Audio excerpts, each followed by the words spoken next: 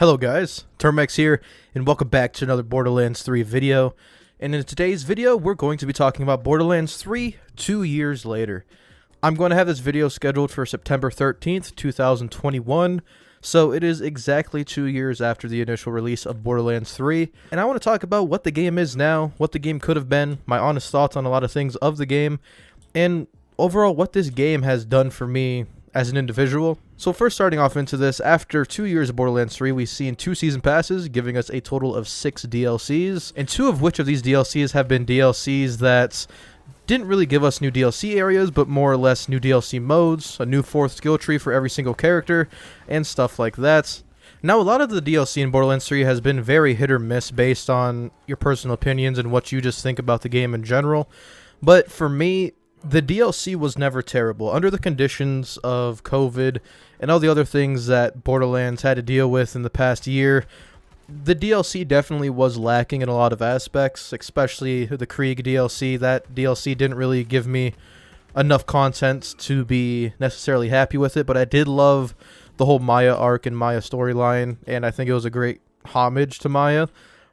As for like DLC 1, I think DLC 1 was probably the strongest out of all the DLCs, not just because it was the first, but it was cool bringing back Handsome Jack in a way for Borderlands 3. It was a great marketing tool, and that might be part of the reason why I loved it so much. Plus, it carried over plenty of storyline from the pre-sequel. If you do not know Timothy the Doppelganger, which is who you play as in the pre-sequel if you do have that pack, that's basically who the main character is centered around in that DLC, and it's honestly pretty awesome. And then, of course, you have DLC 2 coming in. DLC 2...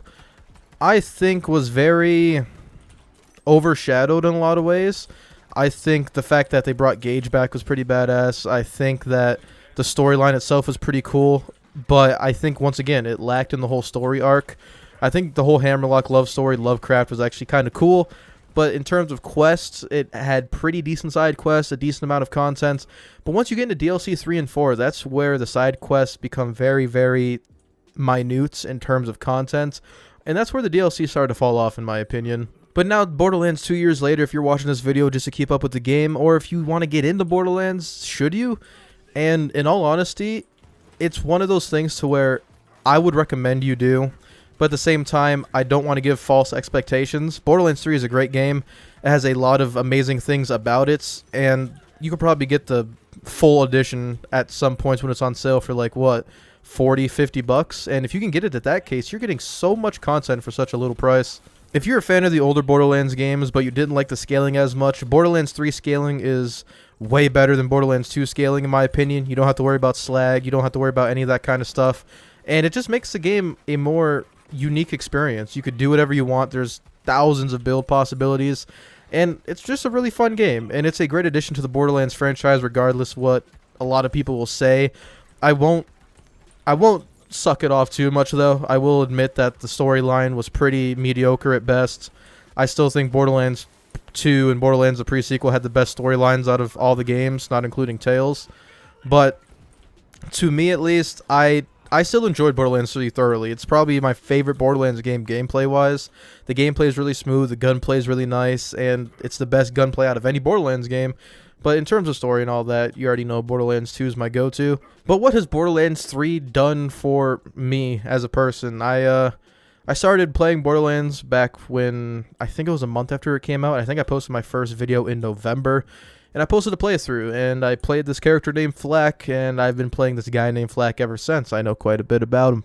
And honestly, I've grown up with all the YouTubers. I grew up with Yodi Slaya, I grew up with Jolt's Dude, I grew up with freaking K6. I watched him back before he took his break on Borderlands 2, and I'm not a young person by any means. I'm 20 dang years old, but I remember because back when they posted, I was what, 13, 14 years old. I was still in middle school watching Jolt's Dude and Yodi Slaya. That's kind of ridiculous.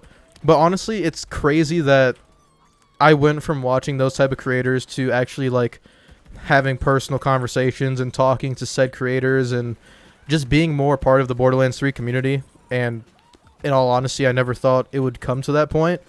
Now, I'm not at all comparing myself to any other YouTuber here. It's just weird to be put in that same space as a Borderlands content creator, because when I posted my videos, they're more for like just something I wanted to do. It's something I wanted to do in Borderlands, and then it turned into something that I wanted to build upon. I loved making new builds. I loved showing people new ways to play a certain character, like Flak. Obviously, I love Flak. But the fact that I could play Borderlands, which is my favorite series, and just share it to other people that are in the same headspace in terms of enjoying the game is just beyond amazing to me. But I don't want to make this whole video about me. Enough about me. I love Borderlands, and I'm grateful for everything that Borderlands has done for me. Is Borderlands 3 in a healthy spot right now? And I want to talk about this really briefly in terms of the health of the game, because I'm not going to lie to you, there is still some bugs in this game, but they're not game-breaking thugs. Thugs? I was reading this guy's name. They're not game-breaking bugs, in my opinion. Like, you have a lot of visual bugs, there's a lot of bank bugs, but there's no real bugs, in my opinion, that full-on make the game unplayable at times. Now, I can't really speak too much for the console community. I do have a few friends that play on console, but none of them have really told me about any major hiccups that they've came across. But overall, the game is in a good spot. The amount of content you have, the amount of replayability you have, not in terms of campaigns and all that. I don't think the campaigns are that replayable, in my opinion. I mean, I enjoy the campaigns, don't get me wrong, but in all honesty, it just doesn't feel the same. But then again, we came from a point in Borderlands 2 where we had to replay the campaign, like, what was it, 3 times for Ultimate Vault Hunter mode? So it's a lot better than Borderlands 2 in terms of replaying the campaign. It's just a story in this game that makes it hard to replay it, not the actual game itself. Because early game Borderlands is so underrated, in my opinion. Early game in Borderlands 3 is amazing. Getting a legendary feels great. I still think legendary scaling for the higher levels is a little bit too much. Legendaries don't really feel like something special in this game. I'm surprised that 2 years later there's no Rarity, like a new Rarity. That really does surprise me. It's one of those asked about things in the community, but maybe they're thinking of something and coming up with stuff to address that, but I don't really know. I just feel like legendaries are just so common now that it's not even exciting to get them anymore. Where when you farmed the bitch from Bunker on Borderlands 2, you would get really excited because that didn't really drop too often. Overall, it's just a great experience. I kind of wish they revolved more around the storyline that took place after Borderlands 2. I'm really surprised that they didn't build upon that. But this game, it's hard for me to walk away from the series. I don't think I ever will. I love Borderlands to death. It's a great game, and I don't want to sound like I'm PP riding this game, but I'm not sponsored or anything, so everything I say here is just what's on the top of my head and what I think about. And Borderlands 3 is just a great game, man. It's one of those games with a very weird niche. You can't really compare Borderlands to any other game in the aspects of what it does correctly. I've played Destiny, I've played many other looter shooters, and to me, the personality of Borderlands, the art style, the systems in place, just they're not comparable in my opinion. Sure, other games might have skill trees, they might have legendary systems, but nothing will ever match the quirkiness and the storytelling of Borderlands 3. And I hope they build upon this in future games, because Borderlands 3, for what it lacked, I hope that could be made up for in a future Borderlands game. Mainly storyline, connecting the dots with the whole franchise in general, and just having a more memorable storyline. I don't know if this sounds right or not. You guys let me know in the comments, but did Borderlands 3 story feel a little mainstream to you guys? And by mainstream, I mean, it seemed like they try to cater to the younger people a little bit too much, you know, live streams, followers, like goals from Tyreen, cult followings of streamers, you know what I mean? I feel like they went a little mainstream in terms of the whole enemies. I much more preferred Borderlands 2 hunting down a narcissistic asshole that controlled Hyperion and threw jabs at you from time to time. I love that, and that's part of the reason why I love Borderlands 2 so much. You were on a mission to do something, and that's even with Borderlands 1. You were on a mission to find a vault, but in Borderlands 3, the whole vault seems like a secondary action. It seems like the whole point of the game wasn't for the vault. It was to stop Tyreen and her Facebook followers or her OnlyFans subscriptions. I don't know. I'm not going to get into all of that. But that's what it felt like to me. It felt more like you were trying to just shut up Tyreen, and that was a satisfaction for killing her. And I think Troy would have been a great character arc in terms of Borderlands if maybe Troy betrayed Tyreen in a way and Troy became the next villain for the next DLC or next game. I feel like that story arc could have got taken way better than what it is right now. And it would have made a great enemy in my opinion, but we all know that that's not what's going to happen now. But it would have been a great arc to see. I would have liked to see something along those lines. And while we're talking about that, I do want to quickly bring up the Ava cutscene. If you guys do not know about the Ava cutscene, it's basically a cutscene that got scratched from the original Borderlands 3 game, basically paying homage to Maya and making Ava a way more likable character. And I kind of wish that was in the game in comparison to what we have now in terms of Ava. Ava was a really missed opportunity in terms of character development and progression that I wish they could have further developed on. But I feel like that leaking or putting out that cutscene they would have done was maybe a big no-no, but at the same time a learning moment for Gearbox. Like, oh, we should have done that. You know what I mean? Because if you guys want, you could look up a video after this about the Ava deleted cutscene. It's everywhere on YouTube. I'm pretty sure Eruption Fang made a great video about it. But I really wish that was the case in terms of what the cutscene was for Ava, because Ava, she's generally hated in the Borderlands community. There's no sugarcoating that or hiding it.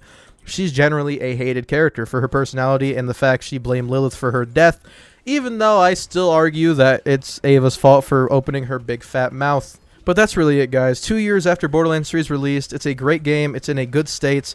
Anointments are a little bit better than before, but, you know, the whole anointments thing is just here to stay in Borderlands 3.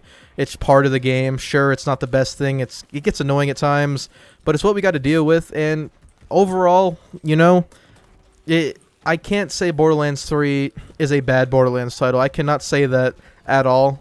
The amount of improvements that Borderlands 3 has taken for this year, or this game, I should say, is great. It's a great extension for Borderlands 3, but I'm sitting here wanting more.